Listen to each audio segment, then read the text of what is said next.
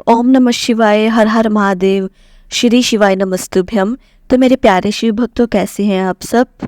तो जैसा कि आपको पता है कि आज है 3 अक्टूबर और मंगलवार का दिन, मंगलवार को पड़ रही है पंचम तिथि। और यदि आपके जीवन में कुछ भी सही नहीं चल रहा है, आए दिन आपके पास कोई ना कोई समस्या आ जाती है, घर में कलेश रहता है, लड़ाई झगड़ों का हमेशा माहौल रहता है और दुख कभी खत्म होने का नाम ही नहीं लेते हैं, और आए दिन आपका जो धन है वो कहीं ना कहीं लग रहा है, यानी कि घर में धन की भी बहुत ज़्यादा कमी हो रही है। तो आपको सिर्फ लेना है मात्र एक लौंग और एक सिक्का, और आपको कर लेना है बजरंग बली जी का यह छोटा सा उपाय। तो इसके बाद आपकी जो भी मनोकामना होगी वह पूरी करेंगे बजरंग बली जी। पंडित प्रदीप जी मिश्रा द्वारा बताई हुई कथा सुनकर ही मैं आपको बहुत ही सरल उपाय बताऊंगी, तो ध्यान से सुनते रहिएगा। और सबसे पहले मैं आपसे यही गुजारिश करती हूँ कि अगर आप इस चैनल पर नए नए हैं तो चैनल को सब्सक्राइब करें, लाइक करें और शेयर करें। ज़्यादा से ज़्यादा शेयर कीजिएगा, क्योंकि ज़्यादा से ज़्यादा शिव भक्तों के पास यह वीडियो पहुँच पाएगी और ज़्यादा से ज़्यादा शिव भक्त इस वीडियो को देखकर अपनी सारी मनोकामनाओं को पूरा कर पाएंगे इन उपायों को कर कर। इसलिए चैनल को सब्सक्राइब करें और कमेंट में महादेव जी का बहुत ही प्यारा सा नेम, जैसे ओम नमः शिवाय, हर हर महादेव, श्री शिवाय नमस्तुभ्यम का भी कमेंट कर दीजिएगा। और मैं मेरे देव आदिदेव महाराज जी से यही प्रार्थना करती हूँ कि आप सब पर उनकी कृपा बनी रहे, उनका आशीर्वाद हमेशा आपके सर पर रहे। अगर आपको लगता है कि आप पर महादेव जी की कृपा नहीं बन रही, यानी कि महादेव जी आपसे प्रसन्न नहीं है, तो आप बहुत सारे उपाय भी करके देख चुके हैं, आपकी मनोकामना पूरी नहीं हो पा रही है, तो आपको मात्र करना एक छोटा सा उपाय। तो सबसे पहले हम पहले वाले उपाय की बात कर लेते हैं। तो पहले वाले उपाय के लिए क्या सामग्री की आवश्यकता होगी और क्या करना होगा, कैसे करना होगा, सब मैं आपको विस्तार से बहुत ही सरल तरीके से बताऊंगी, तो सुनते रहिए। और सबसे पहले आपको क्या करना है, लेने हैं बेलपत्र। ध्यान रखिएगा कहीं से भी खंडित न हो और टूटे फूटे न हो, ठीक है। आपके आसपास, घर के आसपास कोई भी पेड़ पौधा होगा बेलपत्र का, वहाँ से आप बेलपत्र ले लीजिए और ध्यान से देख लीजिएगा।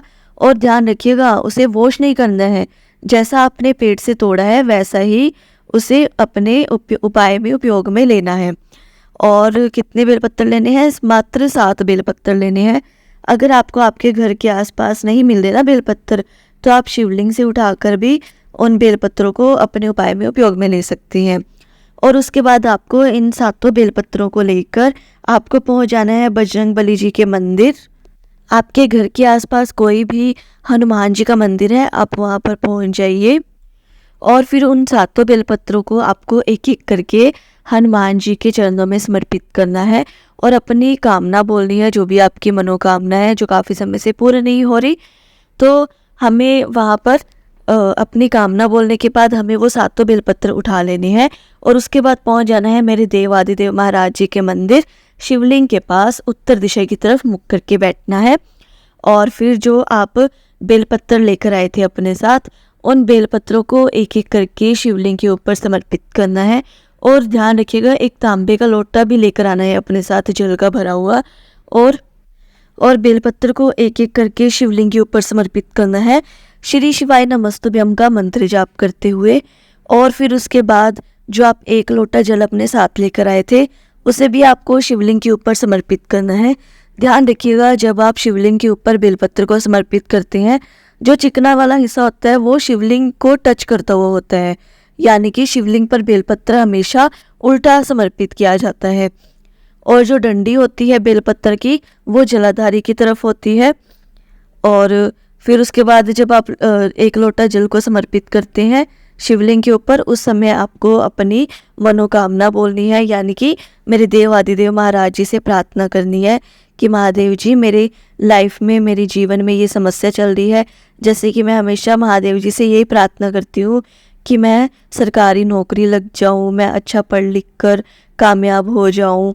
इसलिए जो भी आपकी मनोकामना है तो उसे आपको उस प्रार्थना करनी है महादेव जी से सच्चे मन से, तन मन धन से। और फिर यह जो छोटा सा उपाय अगर कोई इसी नियम के अनुसार कर लेता है तो उसकी मनोकामना जरूर पूर्ण होती है। तो अब बात कर लेते हैं दूसरे वाले उपाय की। दूसरा वाला उपाय भी बहुत ही सरल बताया था गुरुजी ने अपनी कथा में, तो वो भी मैं आपको विस्तार से बता देती हूँ, ध्यान से सुनते रहिएगा। ये जो दूसरा वाला उपाय है ये आप हनुमान जी के लिए करना है, हनुमान जी को प्रसन्न करने के लिए करना है। तो सबसे पहले आपको लेना है एक लौंग। लौंग वो लेना जैसे कि साबुत जो लौंग होता है जिसके ऊपर फूल बना होता है। और फिर उसके बाद आपको लेना है एक सिक्का, लेना है 1 रुपये का। और फिर लेना है एक दीपक, उसके अंदर गोल बत्ती रखनी है और आपको उसके अंदर गौ माता जी का शुद्ध देसी घी भरना है। अगर आपके पास शुद्ध देसी घी नहीं है तो आप उसके अंदर सरसों का तेल भी भर सकते हैं। और फिर उसी के साथ आपको एक तांबे का लोटा लेना है और उसमें अपने घर से शुद्ध गंगा जल, यानी कि गंगा जल ना हो, जैसे थोड़ा बहुत तो गंगा जल मिल ही जाता है क्योंकि तीर्थ स्थान पर तो जाती रहती है, तो वहाँ से हम गंगा जल जरूर लेकर आते हैं हमेशा। तो थोड़ा सा गंगा जल उसमें डालकर और फिर बाकी आप शुद्ध मतलब कि वो भर लीजिएगा शुद्ध जल। और गंगा जल नहीं है तो आप ताज़ा जल भी भर सकते हैं। और साथ ही में एक छोटी सी कटोरी भी ले लेनी है, एकदम खाली कटोरी। और फिर उसके बाद जो भी आपके घर में मंदिर बना हुआ है, मंदिर में चले जाइएगा, आपके घर के मंदिर में, ठीक है। तो मंदिर में जाने के बाद जैसे कि जहाँ पर भी हनुमान जी की फ़ोटो है, मूर्ति है या पोस्टर कुछ भी आपने लगा रखा है, तो उसके सामने बैठकर आसन लगा लीजिएगा सबसे पहले नीचे।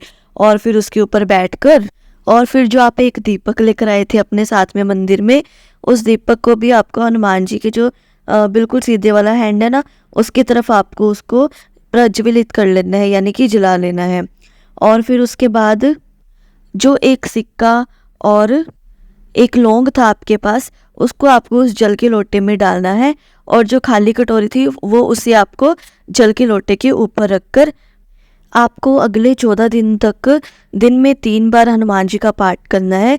लेकिन ध्यान रखिएगा, अगर आप मंगलवार से शुरुआत करते हैं इस पाठ की तो आपको अगले 14 दिन तक, यानी कि एक मंगलवार और छोड़कर उससे अगले वाले मंगलवार के दिन आपको उस तब तक 3 दिन के 14 दिन लगातार आपको दिन में 3 समय आपको पाठ करना है हनुमान जी का। और ध्यान रखिएगा, अगर आप पाठ को सुबह 9 बजे करते हैं तो आपको अगले दिन भी 9 बजे ही करना है, यानी कि अगले 14 दिन तक। अगर आप शाम को 6 बजे करते हैं तो आपको अगले 14 दिन तक आपको उस पाठ को शाम को 6 बजे ही करना है। और रोजाना आपको उस दीपक को भी प्रज्वलित करना है, उसमें रोजाना तेल डालना है या घी डालना है। और 14 दिन के बाद जो एक तांबे के लोटे में जल है उसको आपको एक बोतल में भरना है। और जो लौंग है, लौंग को आपको एक किसी पेड़ के नीचे समर्पित कर देना है, या फिर आप अपने घर में भी उसे रख सकते हैं अगर आपकी इच्छा है तो। और जो सिक्का है उसे आपको किसी पंडित जी को समर्पित कर देना है, यानी कि पंडित जी को दे देना है। और जब भी आप किसी कार्य के लिए घर से निकले तो उस जल को समर्पित करके आपको निकलना है प्रार्थना करते हुए। और महादेव जी से हमेशा प्रार्थना करते रहिए, वो ज़रूर सुनेंगे किसी न किसी दिन। और जैसा हो रहा है लाइफ में बहुत ही अच्छा हो रहा है, आगे भी बहुत ही अच्छा होगा। भगवान जी सब देखते हैं, सब हमारे इन छोटे छोटे उपायों से वह प्रसन्न भी होते हैं कि मुझे जो मेरे बच्चे हैं वो याद कर रहे हैं। इसलिए आप हमेशा महादेव जी को याद करते रहिए, उनके मंत्र जाप का जो स्मरण है वो करते रहिए। जैसे जो श्री शिवाय नमस्तुभ्यम है, ओम नमः शिवाय है, इसका आप मंत्र जाप करते रहिए। तो मेरे प्यारे शिव भक्तों, श्री शिवाय नमस्तुभ्यम, ओम नमः शिवाय।